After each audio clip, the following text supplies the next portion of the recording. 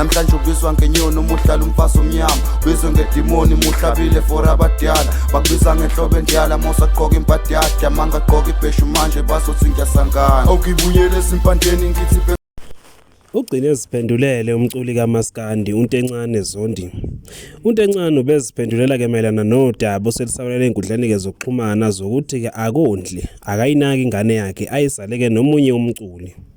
uNtencane lapha kuzwakala ke gonyulu ke khipha kamaqiniso ngokusho kwakhe ethi akafune ukuthi kaswelwe noma kube khona abazokwazi ukuthi nje lapha ke bamthathele isayidi. Uthe kodwa uzokhuluma konke ukuthi ke wahlangana kanjani nomama wengane yakhe futhi izinto zonakala kuphi phakathi kwakhe ke nomama wengane yakhe. Namhlanje ukhuluma ke konke aswakaleke nje ke lapha ke bakethi ke gonyuluka ekuveza ukuthi nembala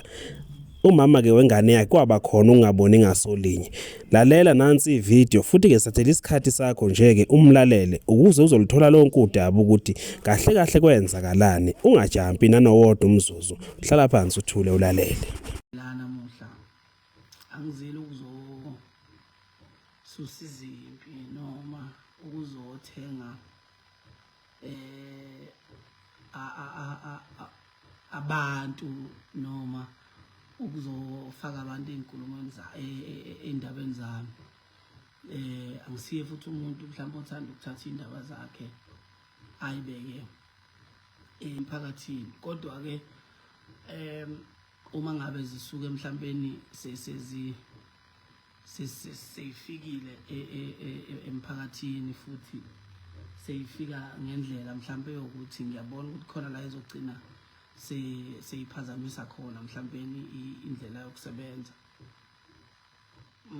balekile ukuthi ngikhulume iside lami, yabo.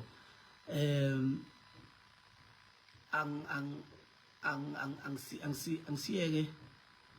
umuntu ogood mhlawumbe ekukhulumeni noma ekubekeni istory, but ngizozama, yabo. Mina ke umculo lo uziphiwo kimi futhi ngicathi wonke umuntu ongaziyo la ungazi ngawo.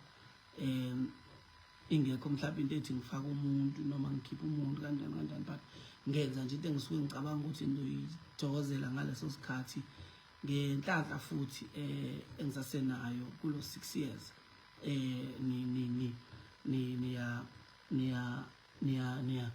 Niyayithokozela. So ke ilaba futhi into yami angifuni ukuhamba kakhulu. Kunodaba engifisa ukulungisa sidlule kulona. Lokhu angikwenzeli ukuthi ngifuna isupport yenu, angikwenzeli ukuthi ngifuna kube khona umuntu osesayidini lami, nginamasayidi angibi la ngecampini, but ngikwenzela ukuthi uma kwenzeka ngelinye ilanga kuphinda kuvela istory esikanje, mhlawumbe size sifike ekuthenini kunomsebenzi wami olimalayo, ngoba iyenzeka lento nje manje uthola ukuthi mina ngikhiphile album, angikhona ukupromote kahle album because ngilo ngibona amakho. Uma ngisendleleni esodwa lapho asilalanga ndawonye, ngiyaxoxa uphendula comment, asilalanga ndawonye, ngaba bhukhela indawo, ngazibhukhela yami indawo. Uma ngisendleleni ngibuyela eBay, ngiyesodwa na Bay bebuyela eThekwini, kungena imessage ethi sihambe kahle kodwa I miss you, okay, from intokazi. Bese ngithi mina vele masibuye esodwa na Bay siya eGreat Town. Siya eGreat Town. Uma siya eGreat Town singabonana eGreat Town makuthi anibhizi ngalutho ngalelo langa. Then base bethi hayi singaya eGreat Town. Mina vele eGreat Town ku right because unama friends khona and kune event ngizocela ukulokhoza, ngizocela ukukhulumela ukuthi uma ufike eGreat Town bakufake estage. Ayike nangampela sihambe sifike eGreat Town, ngenzela njalo ngizama ukuthi story sibe short. Sifike eGreat Town angene sifima sifike greater lokho safika base bekade besilindile abantu because nama artist ayesephelile ngimcelele ukuthi angene estage wesaba futhi ngamthetha hayi la unama fans amaningi akuthandayo angene estage aperform nangaphela futhi ke because waye ne hit enkulu ngalesa sikhathi and abantu bayijabulela kakhulu. Uma siqeda ukusebenza okay masifika kwakunomngane wami engangazi ukuthi uyifan yakhe ngamcela umngane wami ngizocela ukuthi ungilalisela osise ngihamba nabo ngenxa zokuthi indawo ngithe ngiyabhuka eGreat Town amaroom asekho ngeparty sithe masiqeda ukuperforma umngane wami lo engangimcelile ukuthi alokhuze engangimcelile ukuthi amlalise shuthi washeshe wahamba washuthi wafika walala ke endlini because ngathi ngiyamfonela masiqeda ukuperforma angisamtholi efonini and kwamele ukuthi ngizame elinye iplan lokuthi abangani bami because basuswe yimina eThekwini beze Great Town kumele ngibalalise ngacela kwenye ifamily esemadimatolo ukuthi ibalalise ngenhlanhla ke yayikhona indlu eyayikhona bahamba bayolala khona ngahamba ngayolala ekhaya uma ngiyolala ekhaya the next day ke uma se kulaleze ngiyacheck ukuthi anilale kahle nani sekumele bahambe babuyele eThekwini yila ke abadlula khona ekhaya kithi ukuzobona ekhaya because abangani bami ngeke abangani bami bafike eThekwini baze bafike njalo emakhaya baze bahambe bengabonanga ekhaya. So intokazi lengikhuluma ngayo ukwazi ekhaya iyazi kanjalo ukuthi yayihamba nami izosebenza emhlabeni. Ke ekhaya bekunoma nodadewabo uma ke emehlweni vele ube ngasaboni kahle udadewabo ube friendly kakhulu ukuthi uma ngabe ngifika nomngane bekwenzeka ukuthola ukuthi bayaxoxa mhlawumbe bazagcina ethatha amanamba because umuntu obekhonzile ukufona ke udadewabo akosayithola indawo sabhuka futhi ngabhukhela mina ngabhukhela ugazi ngabhukhela bona nodadewabo babehamba naye hayi kwaba right futhi azange sikhulume kaMashelana azange sishelana because ngalesa sikhathi sasihloniphana ngendlela ezihlukene bavuka ngakusasa bahamba baye eThekwini uma bebuya futhi uma befika eThekwini kwaba ukuthi akuhlaleke eThekwini iThekwini yabhora nani because kuhlaleke ngendlela right emhlofana hayi ke it's fine. That's when ke kuqala khona into kaMajola yabo. So makuqala into kaMajola uJanuary uma kuJanuary qala into kaMajola ngiyangifuna ukuyisheshisa ngaze ngimoshela idatha uma kuFebruary kuqala into kaMajola ngoJanuary ngoFebruary kunomngane wami oneshow eGoli sahamba saya eGoli I think sahamba wayeneshow ngo14 February umngane wami sahamba kuyiTuesday masifike eGoli hayi zonke izinto eziright nani uma sifike eGoli zonke izinto eziright nani ntambama uma sekuzolalwa kungena ucallback efonini yami khumbula kahle futhi callback wakhona uthi please call Zinhle ila okwakuqale khona ke ukwazana kwami naye personal yokuthi kuvela ukuthi umuntu njani mangena lo callback angicela ukuthi ngibuyele kuwona because ucallback kwentombazana ngithi le number ngiyisebenzisa kuma city cover nawo yonke into kufona wonke umuntu kubhaze wonke umuntu angikwazi ukuvele ngibuyele nje enambeni engayazi uyabo ngoba uzothi uyabuyela enambeni ongayazi athi umuntu ayibe ngifuna uncoma qhawe usebenze kahle ngathi hayi kukulungile isuke lapho ke ingxabano kangangokuthi asilalanga ngalobo busuku ba Tuesday sifike eGoli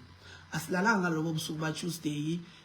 kangangokuthi kwazi kwafonelwa ubafo lo owayene event ukuthi kumele ambhukele ama flight abuyele emuva ngo Wednesday akasayingeni into yeshow seyahamba because amadoda usewabonile izinja wafonela abantu ayenze kubona ama audition ukuthi bangabe samqasha because amadoda onke about ukulandela izinqa awabathanda abantu besifazane. So i-experience engaba nayo ngalelanga la Tuesday ebusuku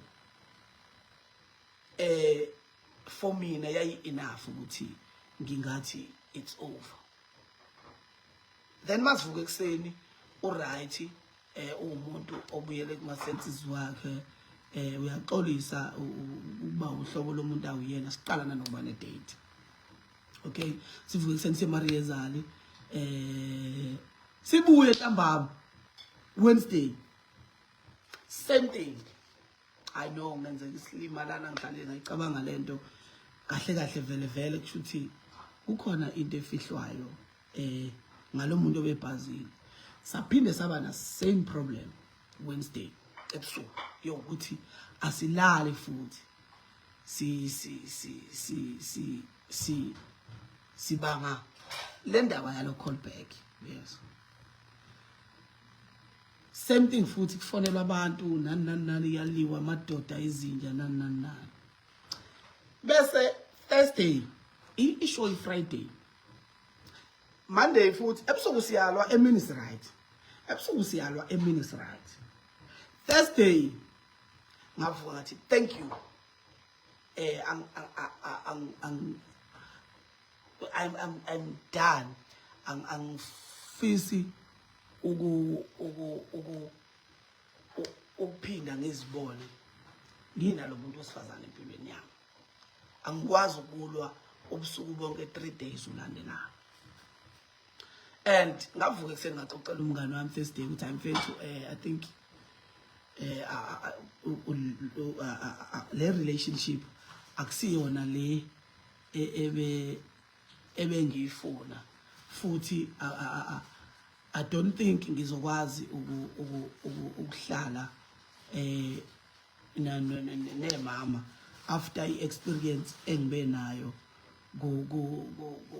kulesikhathi. Hayi ke abesethi umngane wami hamba kuGoogle ufike useshe umseshe nje then there is isitolo zosithola lapho.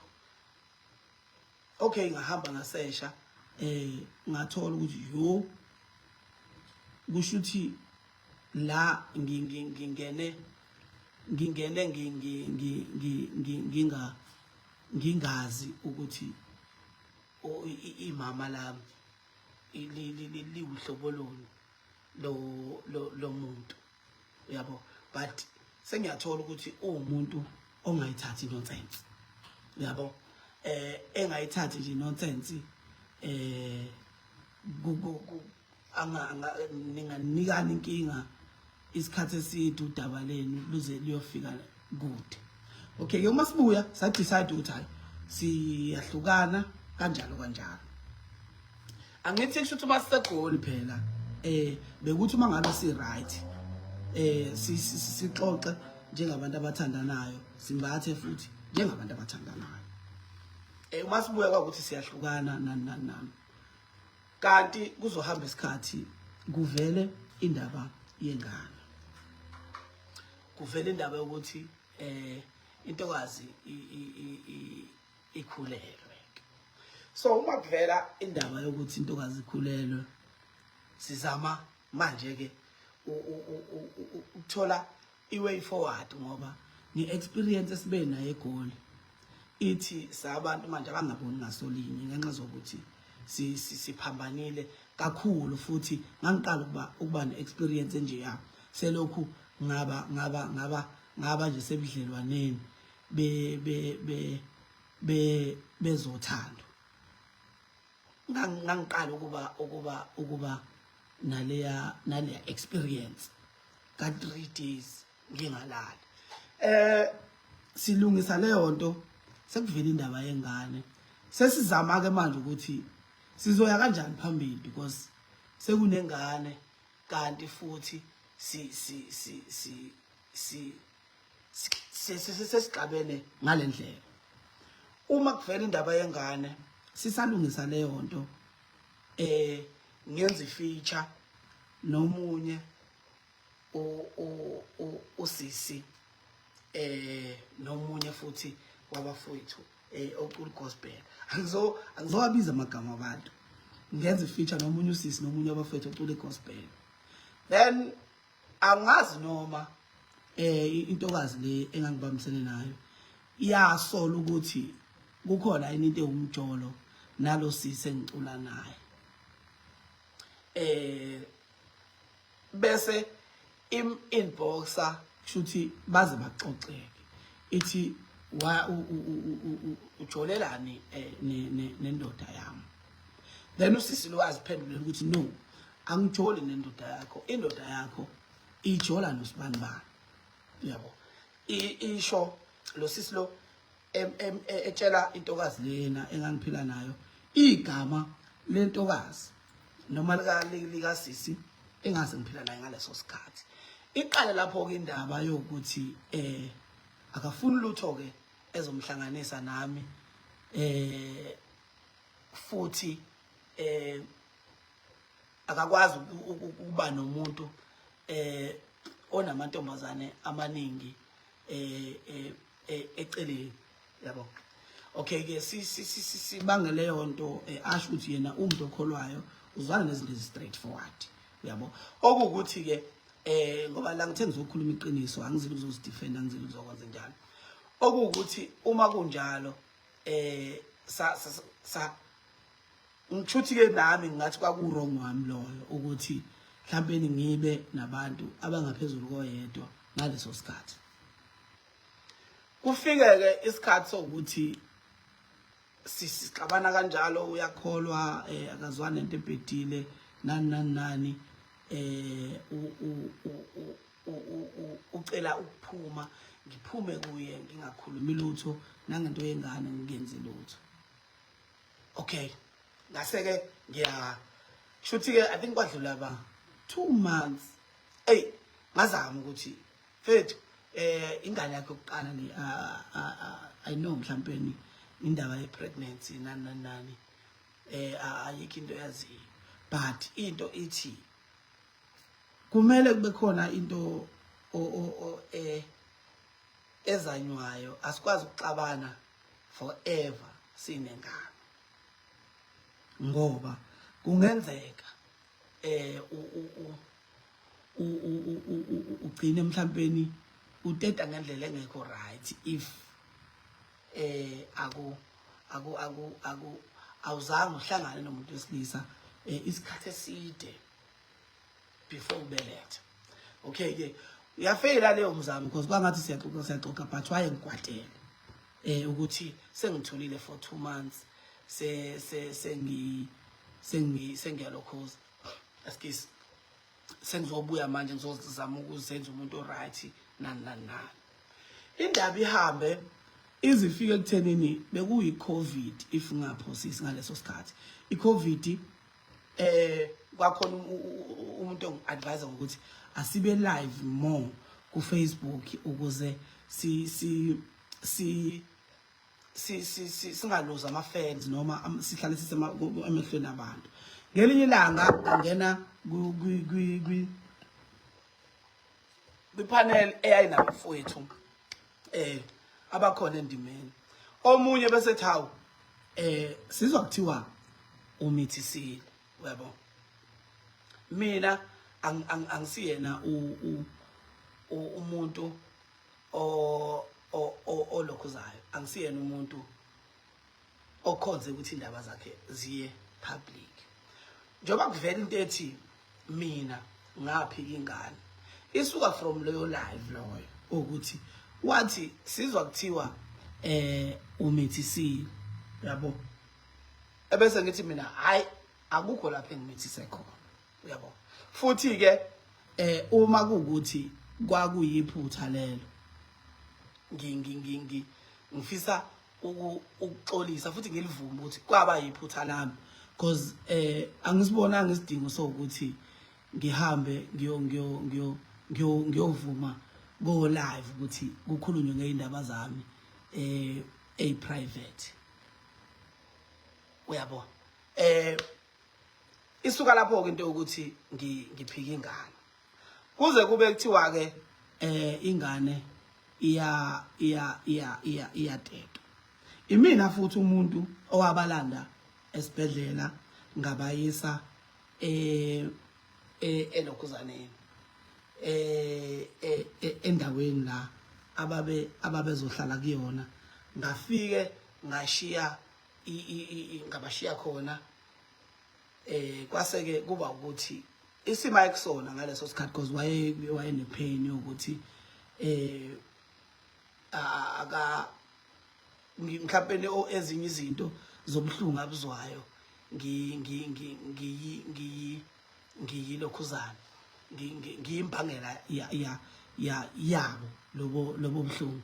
angihlala ngaye kakhulu ngafike ngabashiya ngashiya izinto ezayifuneka ngahamba ngase ngithatha inamba yomuntu owayekhona lapho ukuthi ngizoxhumana naye ezintweni ezidingekayo nani okay ke fast forward ke zaqala lapho kuyinkinga phakathi kwethu ngo sekunengane saqala lapho inkinga zokuthi ke manje asisaboni ngasolinye ngenxa zokuthi sibuyela back kulesa story sokuthi ngimshiye ekhulelwe ekubeni ngathini yayisinezinto ezimbili lezinto zokuthi sifike saxabana eGoli kuyimi umuntu ongekho happy ngenxa zokuthi ngithole into ebengayazi bese sesixabana kuloko kwesibili esepregnant sekuyena ongekho happy because uthole ukuthi ngiyajola somewhere so lezi zinto zikanje manje so babili bese singasekho happy sixabana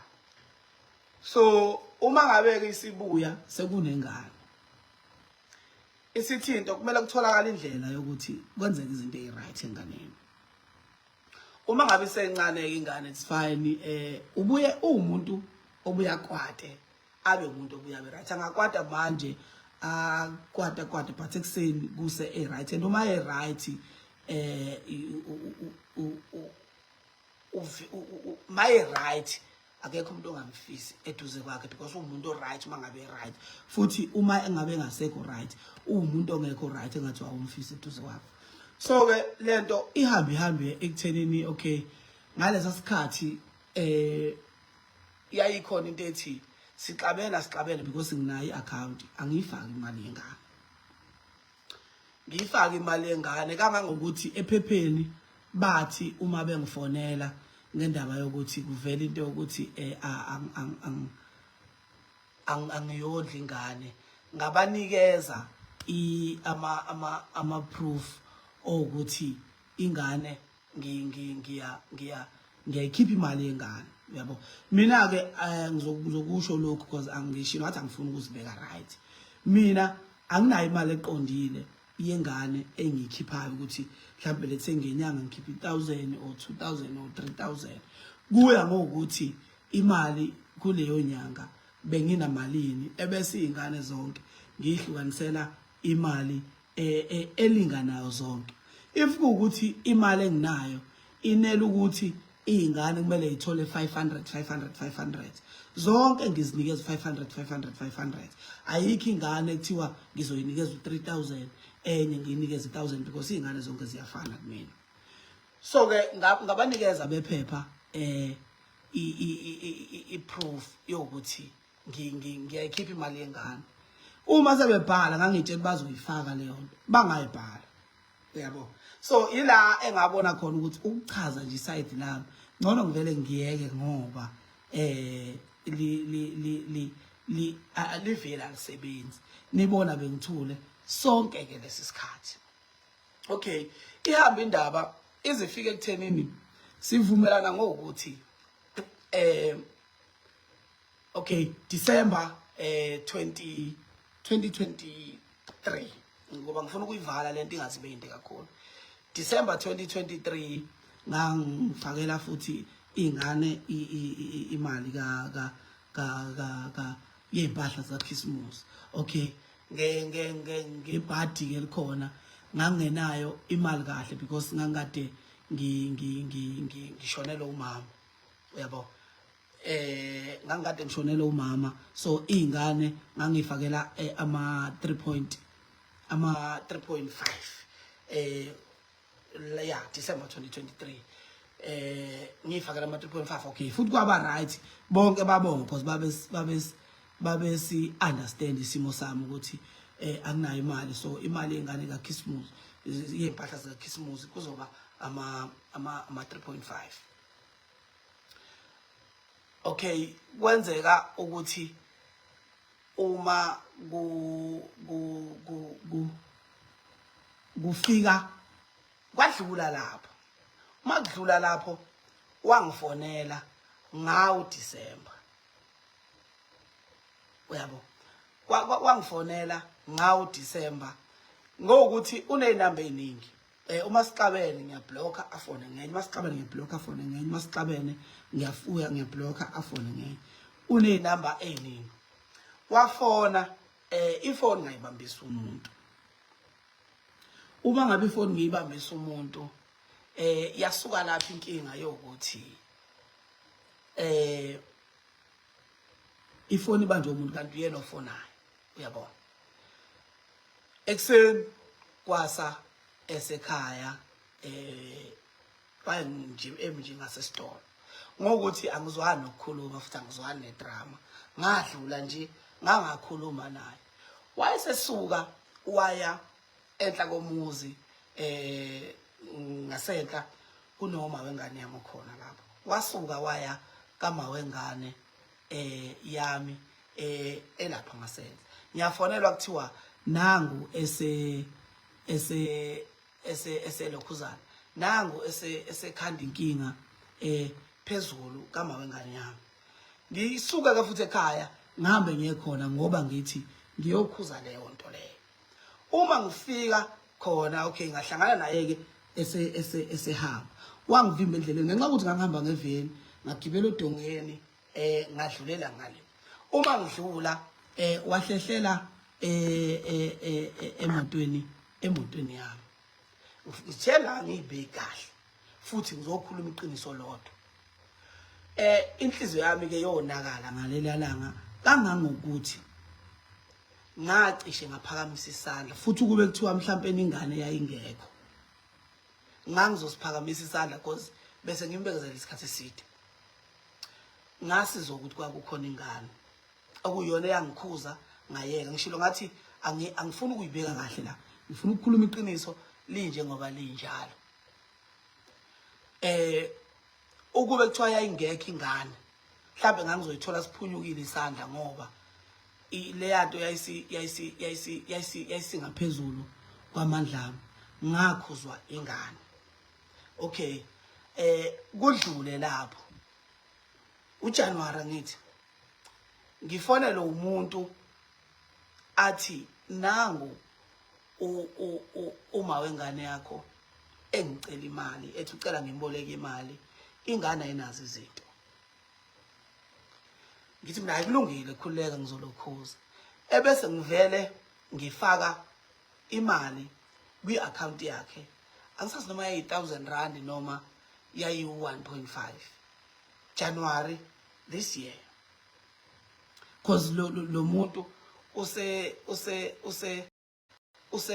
usengifonelile ukuthi nangu eboleka kuyimali, uthi ingane ayinakho kudla. Ngifaka imali yengane.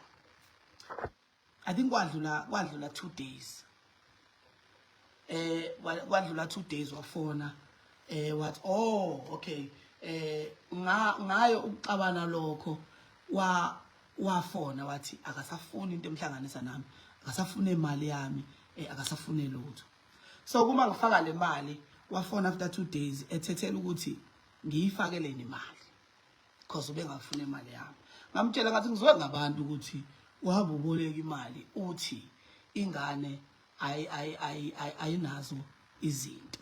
Okay, wathi ucela ngimsendele i-account ayibuyise imali yami. Ngathi angikwazi ukusenda i-account uyibuyise imali uJanuary manje. Bakhona abantu mhlawumbe abafuna ukubuyisela izingane esikoleni nani. Cela uthathe leyo mali leyo unike whoever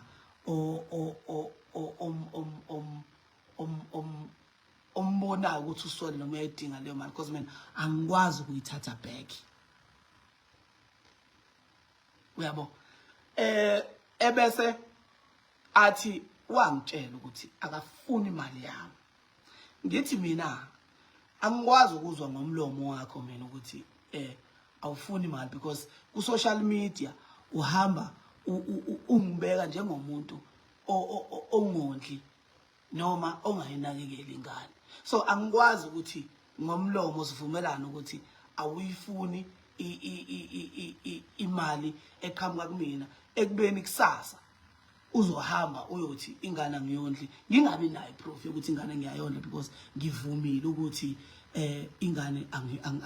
ngivumile mawuthi ngafaka imali ngokuthi ngiyazi ngijombile Nkosi yami kodwa sizohlangana lesitory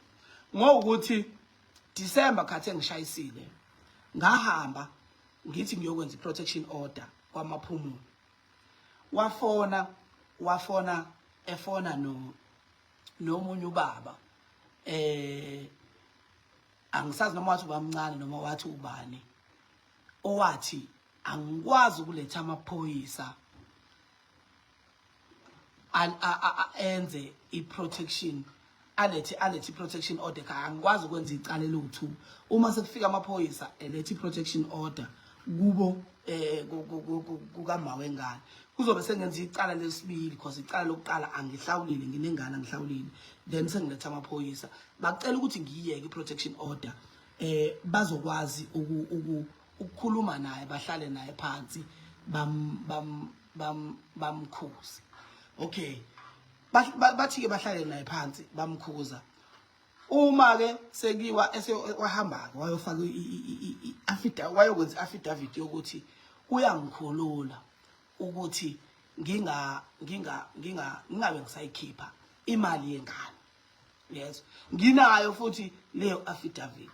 Uma ukuthi ukhona ofuna ukuyibona ukuthi ngoba ngikwazi ukuyisenda la nginayo leyo affidavit yokuthi ngingabe ngisayilokhuza imali yengane. Okay ke it's fine ngoba sekunento ephuma emaphoyiseni nani. Uma ngikhipha imali yengane uma ukuthi ingane ngiyinikeza 1.5 yalinganisa. Uma ukuthi ngiyinikeza 1.5 ingane zami ngithatha lo 1.5 wengane le ngiubeke eceleni ukuze uma ngabe usufuneka ngikwazi ukukhipha. So ke lento yagcina isithi sixhumana ngobhuti wami because asisaxhumana thina siyaxabana. Ubhuti wami ufika tshela ubhuti wami ukuthi yini ayidingayo mina ebese ngiyayihambisa kwamaphumulo ubethumela izingane zakwabo ukuthi zizothatha leyo nto uma ishoda ngento besho ukuthi hayi njengamanje ingane ishoda ngo1 no2 no3 no4 no5 ngihambe ngiye kwamaphumulo ngihlangane noyedwa efamilini yakhe bese ithatha lezo zinto lezo kwaya ngoJune lo makuvalwe ikole mhlawumbe nisibonile isithombe ngihleli khona nezingane zami ngoJune ngoba bekuvalwe ikole bengivakashise izingane askis ngenkinga ke yokuthi ngokusho kwakhe uthi baba nengxabano ekhaya nomndeni wami angazi angifuna ukumphikisa futhi nomndeni wami angifuna ukuphikela because ngangingekho uma kuxatshana ngokuthi baba nengxabano nomndeni wami wazi wa decide ukuthi ingane ingabe sangena ekhaya. So uma ngivakashelwe izingane okay siyaxhumana ngokwengane kanjalo uma ngivakashelwe izingane ngifike esinqumeni sokuthi kunezingane ezimbili ezihlala ekhaya zo3 kunezingane zo3 ezihlala ekhaya so lezi ezivakashile akuzoba bikho fair for lezi ezihlala ekhaya ukuthi zona zihlele ekhaya noma kuvalwe izikole lezi ezisuka ngaphandle zivakashile bese ngithi hayi zizohlala iviki elilodwa ekhaya lezi ezivakashile isabona ekhaya bese ngeviki elilandelayo ziyahamba ziye eThekwini ngithumela ubhuti wami bafo ngicela ungisiza ungitshelela usisi ukuthi ngihambisa izingane ngizisa eThekwini eholiday uma kuukuthi ku right for yena ngoba la ekhaya azikwazi ukungena uma ukuthi ku right for yena ukuthi ingane ihambe eThekwini nalezi ezinye izingane ngizocela ukuthi kuhlanganwe khona eThekwini okay abese ethi hayi akavumi uyabona okay ke ngiyikhiphe lezi ezinye izingane zihambe ipheleke leyo trip uma kuphela itrip asende I think angazi bakushoda ama cocoa pops nobisi nani ngithi ngizolihambisa ngilihambise uma ngilihambisa kungafiki izingane zakubo kufike yena uma kufika yena ebese ngiyabhodla nje ukuthi ibhlungu kodwa lento yokuthi izingane mayihlangene enye ayikwazi ukuba khona ebese kuba ukuthi futhi izingane uma ngabe ngenza izinto kukhona ingane kufanele ihlalise eceleni njalo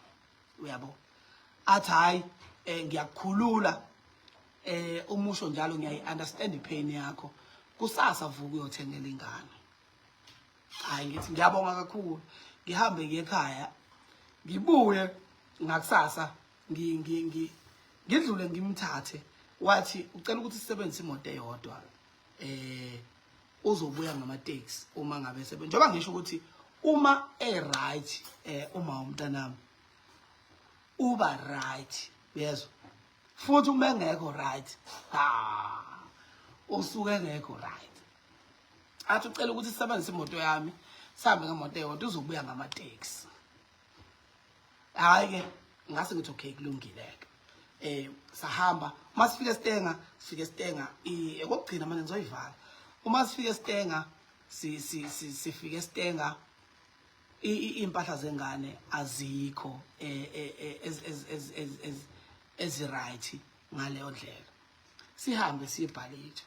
sifike ilapho sakhe sayithola khona-ke impahla zengane ezi-right sathenga-ke impahla zengane kangokuthi ngaze ngabona amateku amahle abantu abadala ngawathengela uma womntanami uyabo okay I think imali engayispenda lapho close to 7,000 uma sengibala neyamateki akhe okay bese I think kudlule 4 or 5 days wafona wathi usekucabange kahle ingane yakhe ayikwazi ukugqoka ama remainder alezi ingane sobe bafethu akhona yini ama remainder ka 7,000 kanti nginamalini if kuukuthi ukuthenga impahla zengane ngemali engaphezulu ka 6,000 kubukeka as ama remainder okay it's fine ngangayinaka leyo nto ngithe ngithi ngafonelwa ekhaya kwathiwa impahla lezi bengiyithengile uyibuyisile uyabo uyibuyisile impahla zisekhaya so ke impahla engangiyithengile zikhona namanje zisekhaya futhi uma enzo oyi1 la kunina labade bengithuka mhlambe naye waxabana nobaba wengane yakhe ongenazi impahla zengane zika Christmas noma eka December because zintsha ongenazi impahla zengane ka Christmas eyifaka usize owodwa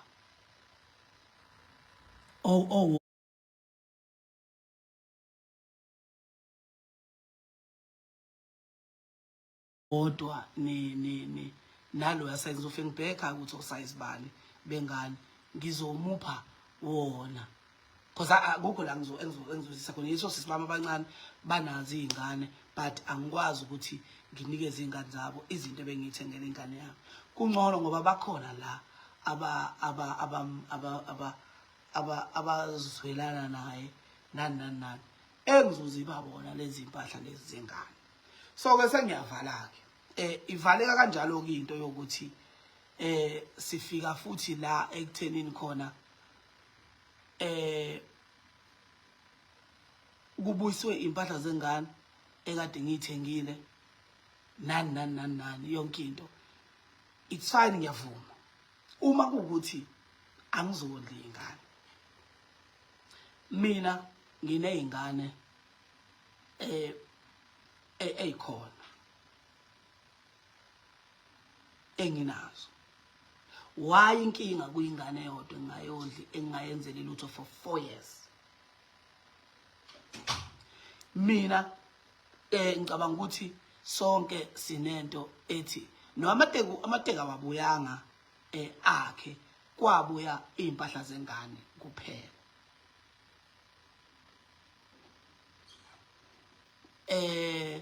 umntana mintombazana